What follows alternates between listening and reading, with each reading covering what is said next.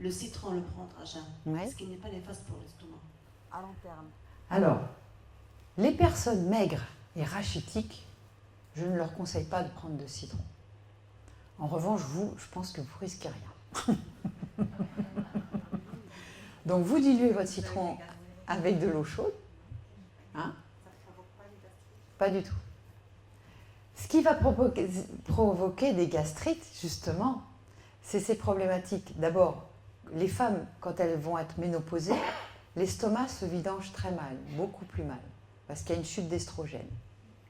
Donc, les femmes ont tendance à avoir l'estomac qui se vidangeant mal, va fermenter.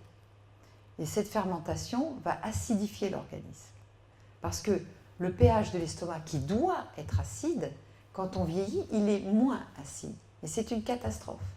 Parce que, après, ça vous paraît bizarre, mais l'intestin grêle, lui, il est alcalin. Mais s'il n'y a pas eu d'acidification dans le bol alimentaire de l'estomac, ça ne marche pas. Les liens ne se font pas. Donc le citron n'est pas acidifiant. Il est alcalanisant. C'est ça qui est incroyable. Mais je vous dis, certaines personnes rachitiques ou qui sont très très desséchées, je ne leur conseille pas quand même d'en prendre. Mais sinon, les autres, au contraire, ça aide à évacuer, ça aide à alcaliniser le bol alimentaire.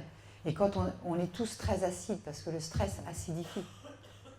Donc moi, je conseille de faire peut-être un petit bilan aussi sur ce plan-là et de prendre des citrates alcalanisants qui peuvent permettre de réguler votre pH. Parce qu'on le sait, toute personne qui a une piscine, il y a des piscines ici, si vous ne réglez pas le pH de votre piscine, vous aurez des algues, hein, et vous aurez de la fermentation. Ben, c'est pareil à l'intérieur de vous. Donc il faut que le pH soit juste par rapport à votre physiologie. S'il est trop alcalin, ça ne va pas. S'il est trop acide, ça ne va pas. Il faut être juste. C'est ça la nutrition, c'est au micro près. C'est de la justesse. C'est de la justesse. Et même, je vais parler des dents. Qui a des plombages dans les dents? Des amalgames dentaires, vous savez, les plombages. Vous n'avez pas trop, là? Non, des plombages. Qui a des plombages? Levez la main. Voilà. Donc, vous comprenez bien qu'un métal, c'est conducteur d'électricité. Hein?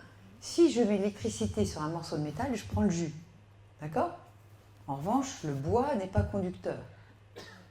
Donc, quand on vous met un métal en bouche, même si c'est de l'or, et souvent, d'ailleurs, s'il y a une couronne en or, avec en plus un amalgame, ça c'est l'horreur. Parce que la couronne en or, elle est électronégative, et le plombage, il est électropositif. Et en général, le positif va vers le négatif. Et ça passe par la salive. Donc vous vous imprégnez des métaux. Vous vous oxydez. Je conseille vraiment d'avoir un vrai soin dentaire pour ne pas avoir de pollution dans votre bouche. Il y a des composites, mais il y a beaucoup de composites qui peuvent être toxiques. Il faut les choisir. Là, c'est de la haute technologie que je vous donne. Mais j'ai vu tellement de gens parasités qui se disent électrosensibles ou qui ont des problèmes de système nerveux, etc. Du fait qu'ils avaient des plombages, il a suffi d'enlever un plombage pour ne plus avoir de problème d'épaule, ou etc. Donc c'est aussi des petits éléments qui sont liés à l'intégration. C'est de la médecine intégrative que je vous fais, parce qu'il y a l'alimentation, mais il y a aussi la psychologie, mais il y a aussi les pollutions autres qu'on a dans les dents, qu'on a dans notre corps, etc. Donc c'est important de faire un peu du Sherlock Holmes pour comprendre pourquoi ça ne va pas. Mais l'alimentation, c'est le creuset, c'est le tronc commun de toutes les médecines. On ne peut pas faire on ne peut pas éviter de faire un travail sur l'alimentation. Comme on ne peut pas éviter de faire un travail sur soi. Parce que si on est stressé, on va avoir plus de cortisol, on va épuiser nos surrénales, on va émettre plus de radicaux libres, on va vieillir plus vite.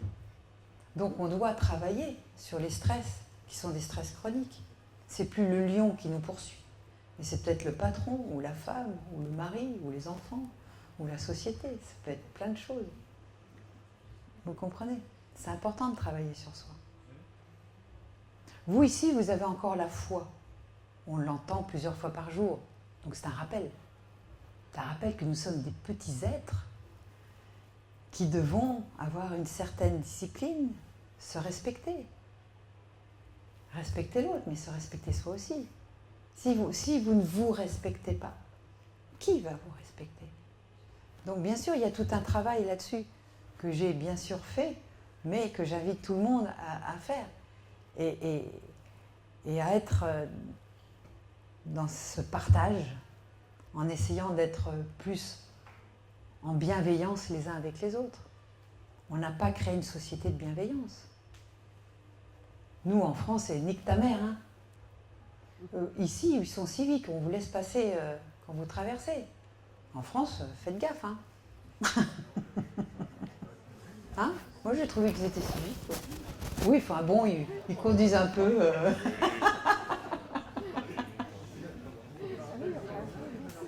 D'autres questions? Quel conseil donneriez-vous à une personne atteinte de sclérose en plaques? Là, c'est carrément une consultation. Vous savez, j'ai écrit 3 livres avec une doctoresse que vous ne connaissez sûrement pas ici, qui est morte en 92 à l'âge de 90 ans, la doctoresse Kousmine.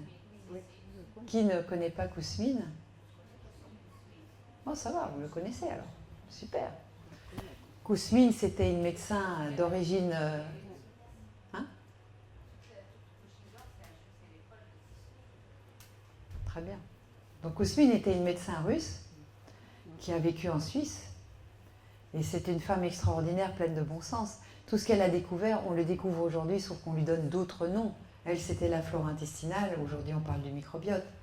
Mais elle savait qu'elle faisait des irrigations coloniques. Donc quand on a une sclérose en plaques, il y a déjà eu un polymorphisme génétique. Et il y a bien sûr l'alimentation, mais il y a aussi le stress psychobiologique qu'il va falloir aller chercher, l'environnement, ça devient du Sherlock Holmes. Donc un bon médecin va bien entendu lui donner plein d'huile de poisson, voire faire des bilans pour voir si tous les minéraux, toutes les vitamines des mitochondries sont là, s'il n'y a pas de carence, s'il n'y a pas de métaux en bouche, il y a plein de choses à regarder. Donc il y a plein de conseils à donner. Et ça devient une consultation et un suivi parce que c'est une maladie qui est guérissable, mais ça dépend à quel niveau elle est. Moi je sais que quand j'ai commencé à arrêter aux gens gluten, produits laitiers de vache et sucre, j'ai stoppé, preuve à l'appui, des Parkinson. Mais au début de Parkinson, c'était une femme de 68 ans, elle venait de Cannes, très chic, mais elle était comme ça. En changeant d'alimentation en 3 mois. Mais si vous êtes très avancé, là, c'est plus compliqué. Mais en début de Parkinson, on peut enrayer la maladie. En tout cas, qu'il n'y ait plus de symptômes déplaisants. Mais il va falloir donner des compléments alimentaires, c'est toute une stratégie. Et pour la sclérose en plaques, bien entendu aussi. D'autres questions? Je suis là, profitez-en, je ne vais pas revenir toutes les 5 minutes. Hein. J'ai réponse, je crois, à beaucoup de choses. Je ne veux pas dire à tout parce que ce serait un peu arrogant. Mais j'ai passé ma vie et je continue. Je fais 2 écoles de micronutrition parce que c'est comme l'école d'homéo, j'en avais fait 2. J'aime bien avoir toujours des points de vue différents et surtout vous donner ce qu'il y a de plus pointu en études. Parce que si vous faites confiance aux journaux que vous lisez pour les études, elles sont toutes falsifiées. On ne peut plus faire confiance à ce qu'on lit. Donc il va falloir faire confiance à des gens comme nous et l'appliquer et regarder ce que vous aurez comme résultat. Parce que c'est ça qui compte, c'est le résultat. Si vous n'avez pas de résultat, c'est qu'il faut chercher autrement. Mais moi je sais qu'il y a tellement de gens qui disent « mais merci, mais c'est incroyable », mais si vous ne le faites pas, il n'y a rien qui changera. Mastiquez. Mastiquez. Si vous n'avez pas faim le matin, ne mangez pas. Prenez une boisson chaude sans sucre pour ne pas mobiliser vos sucs bio-pancréatiques. Mangez moins. Attends, il y a une dame là-bas après. Même pour les enfants, s'ils ne veulent pas manger, on les laisse. Si les enfants, d'ailleurs les enfants, quand ils jouent, ils s'en foutent de manger. Et croyez-moi que quand un enfant a faim, il va manger. Il ne faut pas les forcer. Je sais, et le problème de ce que je dis, c'est que je suis à contre-courant de la société. Parce que la société, elle donne quoi? Du pain, des biscuits, des bonbons, des gazouzes, tout ce qu'il ne faut pas. Alors comment je fais? Alors soit je vais avoir une bombe chez moi, je ne suis pas Jeanne d'Arc. Hein. Moi, je vous passe une information, faites ce que vous pouvez, parce que la société, elle est très toxique. Et quand des gens comme moi parlent, Moi, je n'ai pas la blouse blanche du docteur, même si je suis naturopathe. Le docteur a un pouvoir. Toi, le docteur, tu peux passer ce message. Parce que toi, ils vont t'écouter. En général, pour les enfants, on les laisse parce qu'il y a une autre régulation de la faim et de la satiété par rapport au sentiment. Quand l'enfant il aura faim, quand le corps il a besoin de l'énergie, il la réclame. C'est ça. Par contre, par rapport À l'école, c'est compliqué. par rapport aux adultes, c'est tout à fait un autre. Ouais. Parce que nous, il y a tout, il y a l'aspect psychologique, il y a l'aspect social, il y a beaucoup d'autres aspects qui rentrent dans la prise alimentaire. Ouais. L'enfant va plus brûler. Et son pancréas est tout neuf. Hein, la dame qui a posé la question. Son pancréas est tout neuf, donc il va plus brûler. Vous pouvez lui donner un fruit dans son... des noix. Donnez-lui tous les oléagineux.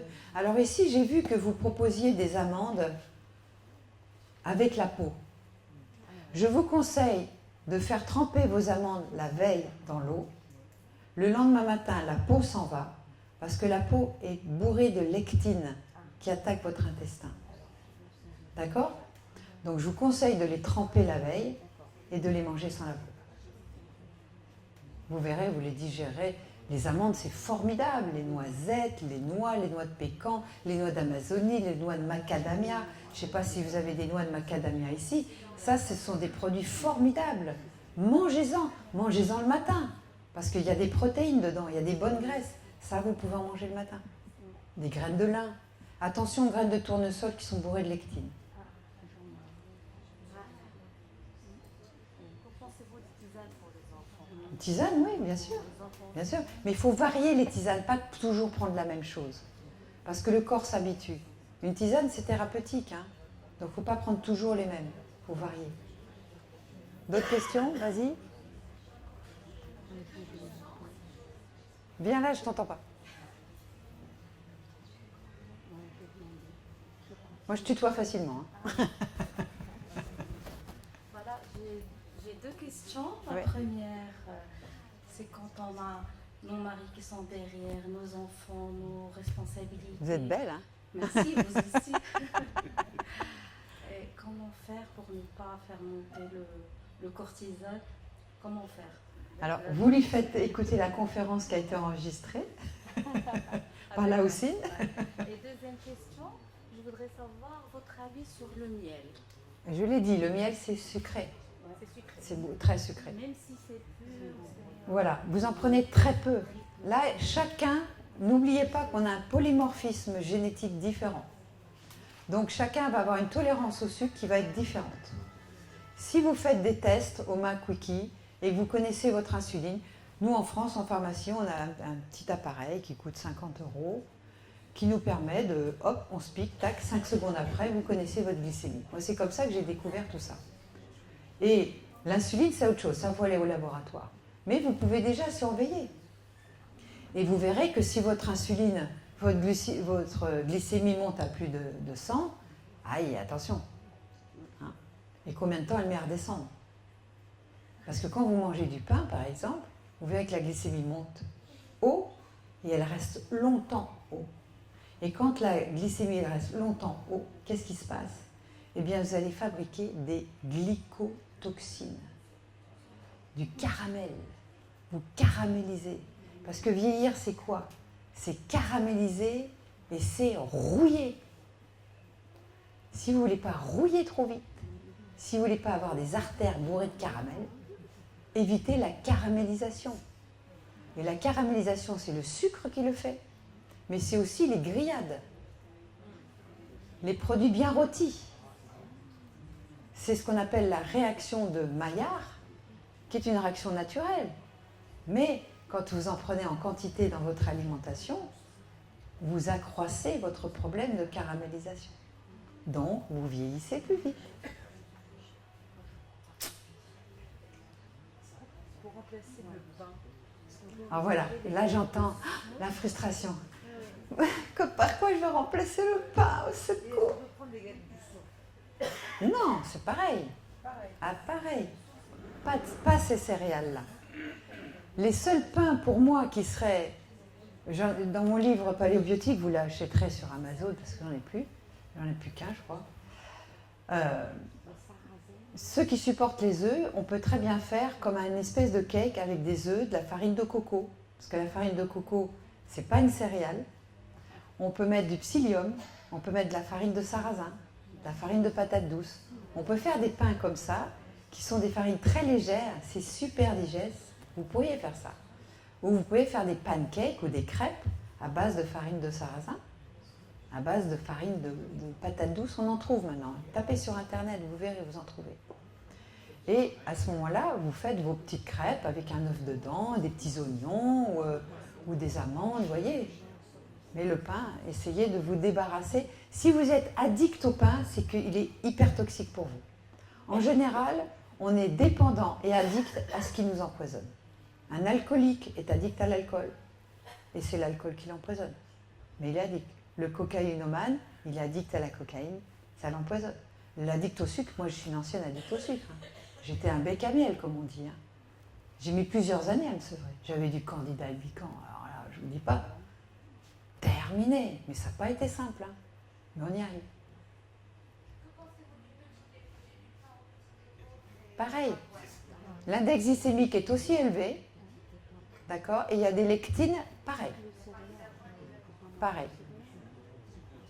Donc l'avoine, certaines personnes le tolèrent. Moi, ça m'arrive d'en manger de temps en temps. Mais certaines personnes ne le tolèrent pas. Il y a des lectines dans le quinoa.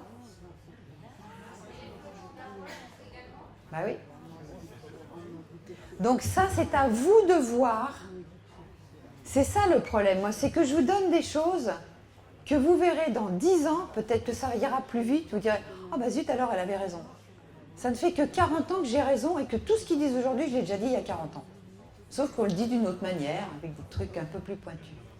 Mais vous allez voir que ce problème d'intestin poreux et de problème insulinique, c'est les deux grands fléaux planétaires. Regardez comme dans les pays pauvres, comment ils sont gros, parce qu'ils mangent des céréales et ils mangent du sucre, parce que c'est pas cher. C'est ça la problématique, c'est que les légumes sont chers. C'est pas normal que les légumes biologiques, qui sont naturels, soient chers. Et bien sûr que on va peut-être faire une maladie, ça n'empêchera pas d'avoir une maladie, parce que notre polymorphisme génétique nous a programmés et qu'on a des surstress psychologiques et on va quand même basculer dans la maladie, bien sûr. Mais l'alimentation, avec de l'exercice régulier, d'accord, et une gestion du stress, franchement, vous pouvez passer à côté de 90% des maladies. Franchement. Alors, quand on ne peut pas faire de sport, un de mes professeurs, le professeur Vincent Castronovo, donne l'exercice suivant à faire. Il n'y a pas besoin d'aller dans une salle de gym, d'accord? Vous trottinez sur place pendant 2 minutes. 2 minutes, vous allez voir que c'est très long quand on regarde. Hein. Et ensuite, pendant 30 secondes, vous faites comme ça, en respirant. Ben, je peux vous dire que vous faites ça 5 fois. Ça fait 10 minutes. Et ben, je peux vous dire que vos mitochondries, elles sont recyclées. Vous avez énergétisé tout votre corps et vous avez fait votre exercice pour la journée. Nickel, non? Sur place, chez vous, en attendant votre mari qui vous stresse. Qu'est-ce que tu fais? Je nettoie mes mitochondries.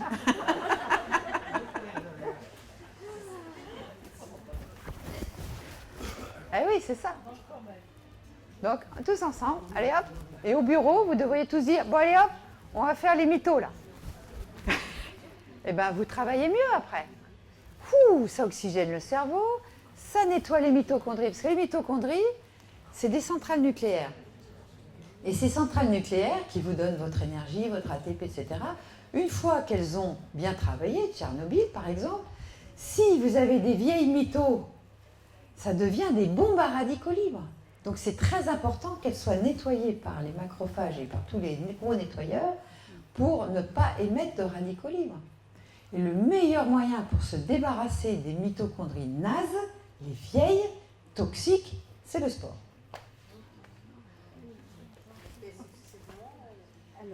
Régulier. Quelle est la l'assiette. 5 fois par jour. Non, pas 5 fois par jour. Tu fais ça 10 minutes, tu fais ça 10 minutes. Une fois. 2 si tu as courage.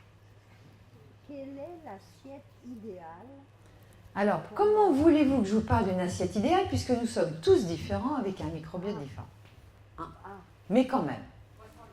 Allez, on va aller au bout là. Bon, un exemple. Ouais, mastication, vous vous souviendrez, hein? Vous voyez, dissolvant chimique, nettoyage, enzyme amylase, neuromédiateur chimique, la substance P, ça c'était pour l'occlusion, c'est trop compliqué. Bon. Vous voyez le zinc là?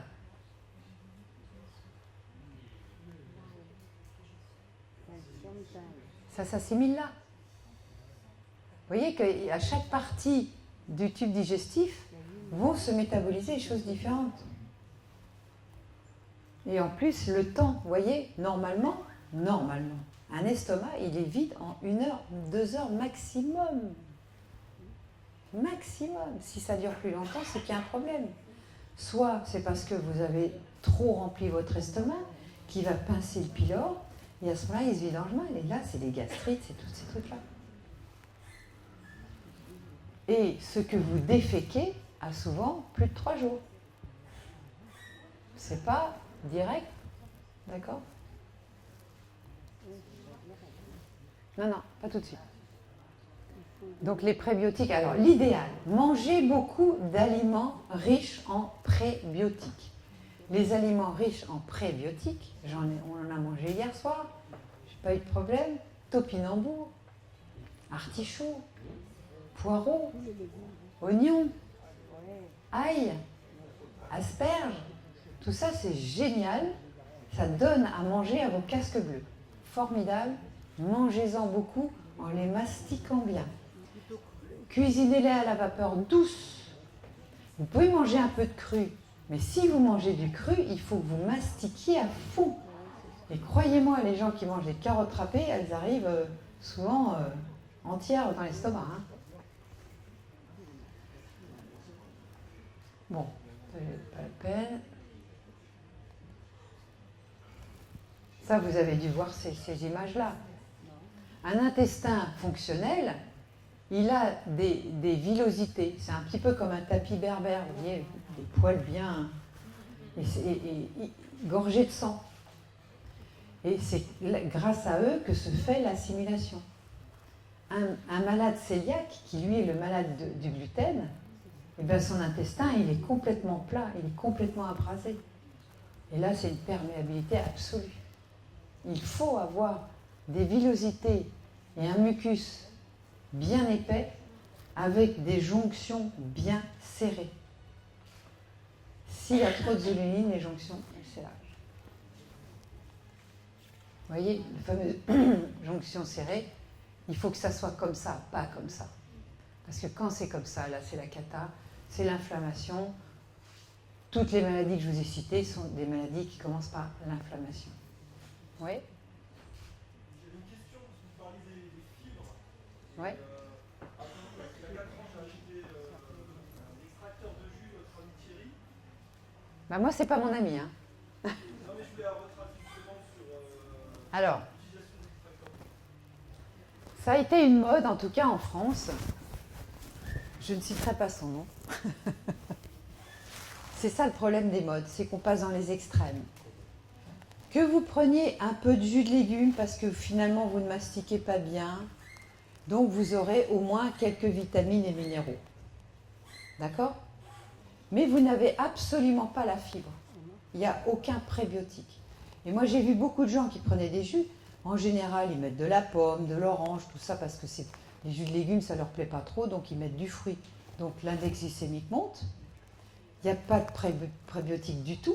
Et ce qui fait que ça va entraîner de l'inflammation à fond la caisse, quand on boit beaucoup de jus. Hein. Et d'ailleurs, j'ai des gens pliés en deux après avoir bu un jus quand ils ont un intestin fragile. Donc que ça soit un complément, plutôt que de boire un verre d'eau pendant son repas, qu'on boive un jus qui contient des plantes fraîches, qui soit avec des vitamines et des minéraux biologiquement actifs, ça c'est pas mal. Mais cette folie tous les jus, d'ailleurs, il est en train d'en revenir, parce que ça a fait quand même un certain nombre de catastrophes. Moi, j'ai vu des gens qui étaient véganes avec des jus et qui mangeaient cru, des fois irrécupérables, tellement ils sont en inflammation. Il faut être juste et écouter son corps. Dès que vous êtes dans un truc trop dogmatique, je ne sais pas si je suis trop dogmatique, je vous demande de faire l'expérience et de voir vous, en fonction de votre faim, en fonction de votre vitalité, en fonction de vos capacités. Parce que si vous le vivez avec frustration, en disant oh, trop compliqué, moi mon pain, t'as pu, moi je mange mon pain le matin, ben, tu manges ton pain. Ce qu'il faut, moi le but c'est quoi? C'est qu'on soit bien, qu'on soit en bonne santé, de bonne humeur, avec de la vitalité, en allant bien à la selle, en n'étant pas constipé ni en ayant la diarrhée. Être fonctionnel quoi, c'est ça la vie, sinon à quoi ça sert? Franchement. Si c'est pour courir tous les toubibs du coin parce qu'on a mal partout, ou qu'on est dépressif, ou qu'on est fatigué, qu'on ne comprend pas d'où ça vient, ou qu'on a tout le temps mal au bide, ou qu'on a des migraines, ça vaut quoi? C'est quoi la vie? Je ne comprends pas. Donc il faut se donner les moyens d'être en bonne santé, et respecter son corps, et respecter notre biologie. Il y a un certain nombre de lois biologiques. Si vous ne donnez pas d'oméga 3 à vos membranes, et les véganes payent ce pot au bout d'un certain nombre d'années, je parle des vrais végétaliens qui ne mangent aucun poisson ni huile de poisson, quand ils vont vieillir, leurs membranes seront rigides et ils auront un problème soit neurologique, soit un problème immunitaire. Ça, j'en ai trop vu. Moi-même, j'ai été végane pendant 3 ans, et quand j'ai eu 8,5 de tension et que mes dents ont commencé à se déchausser, j'ai dit j'arrête. D'accord. Il y a certaines personnes qui peuvent, mais il n'y en a pas beaucoup. Et ces personnes veulent endoctriner les autres. Ça, c'est pas juste. L'être humain est un être hétérotrophe qui doit manger de tout. En petite quantité. On mange trop. On mange trop de viande. Au Maroc, vous mangez trop de viande. De la viande rouge une fois par semaine est amplement suffisant. Mangez des œufs, mangez du poisson, mangez des noix. Mais n'en mangez pas trop tous les jours de la viande. Vous en mangez trop et vous la cuisez trop. C'est trop cuit chez vous. Moi, demain, je vais faire un repas, je ne sais plus si c'est demain ou après-demain qu'on va faire le filet de bœuf, mais j'aimerais que ceux qui seront là demain me fassent confiance et goûtent la viande que je vais leur cuire, qui va cuire en 1 à 2 minutes. Je vais vous scotcher, mais faites-moi confiance, il n'y aura pas de bactéries, il n'y aura pas de salmonelle, il n'y aura pas de toxiques, parce qu'elle va être éliminée par cette cuisson, mais elle va être rouge, mais chaude à cœur. Mais 1 fois par semaine, la viande, maximum. Moi, j'en mange 1 fois par mois. Sinon, je mange du poisson, on peut manger du poulet, mais des poulets bien élevés, pas des poulets de batterie, des œufs bio. Moi, j'ai mes poules chez moi, et mon coq. Parce que les œufs fécondés ont une substance beaucoup plus... Ils ont déjà de la vitamine C, mais ils ont des cellules souches qu'on ne trouve pas dans les œufs non fécondés. Mais les lois européennes, ils ne veulent pas le féconder. Parce qu'ils disent que ça peut faire des poussins. Mais de qui je me fiche? Mais de qui je me fiche? Puisqu'il faut la chaleur de la poule constamment, croyez-moi, puisque j'ai vu mes poules couver, elles ne se lèvent pas la poule. Hein. Eh bien, il faut qu'il soit chaud en permanence. Mais c'est pas parce que il n'y aura pas de chaîne du froid, il ne faut jamais mettre au frigo vos œufs. Ne les mettez jamais au frigo. Parce qu'il y a une membrane qui protège l'œuf, que si vous le mettez au frigo, vous cassez cette membrane et tous les parasites y rentrent. Hein. Tout à l'heure, vous disiez que vous aviez 8 de tension étant passé végan. Donc l'alimentation peut jouer sur l'hypertension? Ah bah bien sûr, bien sûr. L'hypertension. Alors, on parle d'hypertension. Imaginez un globule rouge, monsieur le docteur, un globule rouge, il fait 0,7 micro, je sais pas quoi. Les trous, ils font 0,5. D'accord? Comment il fait pour passer le globule? Si mes membranes sont pas fluides, il ne peut pas passer. Donc, il va falloir que j'augmente la pression pour faire passer le globule. Donc, non seulement il faut que mes membranes soient fluides, d'accord? Et que le sang soit fluide aussi. D'accord? Donc, L'hypertension, c'est quoi? C'est mes membranes qui sont rigides. Il faut vous shooter à l'EPA, DHA. Hein. Les huiles de poisson. L'acide docosahexaénoïque. Bon, ça, c'est le petit monde qui nous habite, hein, des entérobactéries, des fécalises, des bactéroïdetes, des bifidobactéries, etc. C'est tout ce petit monde qui vous habite. C'est génial. Nous sommes riches. Que pensez-vous de la spiruline? C'est très bien. Il ne faut pas se shooter la spiruline, mais c'est très bien. C'est bourré de protéines, il y a du fer, il y a un certain nombre de choses dedans. Très intéressant. Et il n'y a pas de lectine, donc on peut y aller. Les yaourts, moi je prends des yaourts au lait de chèvre, pas de vache. Voilà. C'est bon? Après, chacun, oui, c'est pas mal, mais je ne peux pas vous dire pour tout le monde. Parce qu'il y a des gens qui sont intolérants au lactose. Donc, quand on est intolérant au lactose, on est intolérant à tous les laits. D'accord? En revanche, ce qui est toxique dans le lait de vache, c'est la caséine. Et ce qui est encore plus toxique, il faut savoir que on a aussi fait muter les vaches, parce qu'en les bourrant d'ensilage de maïs et de soja, eh bien, les Holstein, c'est les vaches blanches et noires, ont muté une caséine, qui est une caséine A1, et voilà, c'est devenu une caséine A1, alors que la A2, elle, n'est pas toxique. Donc, il faut sélectionner les vaches, etc. Nous, en France, on trouve un beurre de chez Bernard Gabory. Bernard Gabory, il a des vaches qui sont des vaches jersiaises, qui, elles, ont cette caséine A2, qui n'est pas problématique, et elles-mêmes, elles sont riches en oméga 3 parce qu'elles ne sont qu'à l'herbe. C'est compliqué aujourd'hui d'avoir des vrais élevages, quoi. Et au Maroc, vous n'avez pas de vaches, donc ne prenez pas de lait de vache. Vous avez forcément du lait Holstein. Hein. Le fait de laver notre vaisselle avec des produits chimiques, est-ce qu'il influence négativement la flore intestinale? Prenez des liquides vaisselle, effectivement. Vous avez du savon noir, vous lavez au savon noir, enfin. Pourquoi vous voulez prendre des produits chimiques, quoi?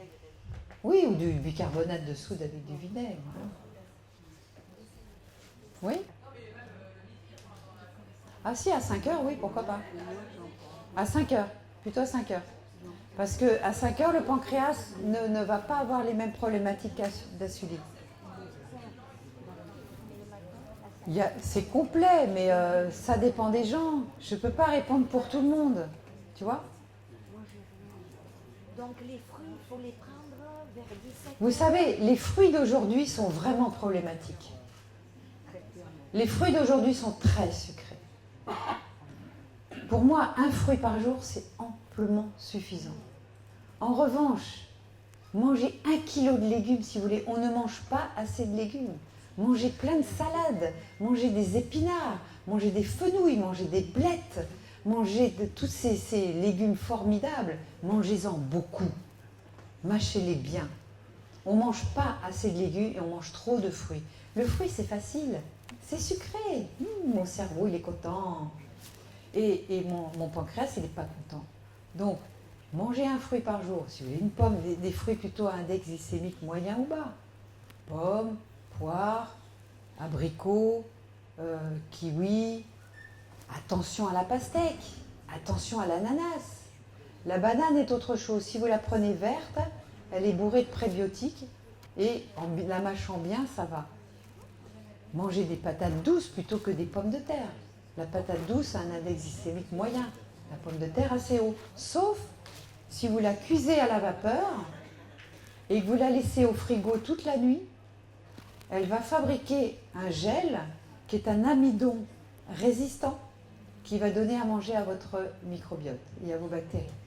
Mais elle doit être refroidie au frigo au moins 4 heures. Vas-y.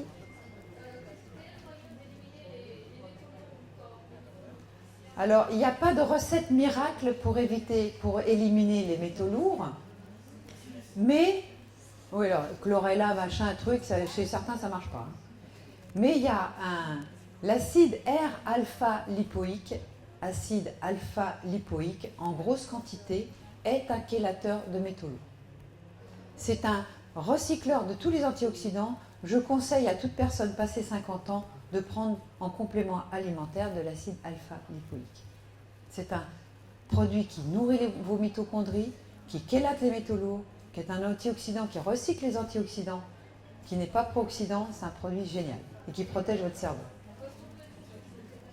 Parle plus fort parce que j'entends rien. Bah, tu tapes sur internet. Moi, en France, j'ai un labo qui s'appelle Bionutrix, BIONUTRICS.fr. Mais ici, vous avez peut-être d'autres labos qui en font. Moi, je ne connais pas tous les labos. Vous voyez le médecin. Pharmanor. Pharmanor, voilà. Pharmanor, vous trouvez ça ici. Moi, je ne suis pas affiliée à des labos. Il y en a que je connais, mais je ne connais pas tout. Hein. Bon, écoutez, je vous remercie de votre attention. On va peut-être arrêter là parce qu'il est quand même 9 h. J'ai dû parler... j'ai parlé combien de temps? 2 heures? 2 heures. Ce que je verrai demain, je vous parlerai d'autres choses, rassurez-vous. On parlait de cuisine, on va parler de cuisson, on parlait de plein de choses autres. Je vous remercie de votre attention et je vous dis à bientôt.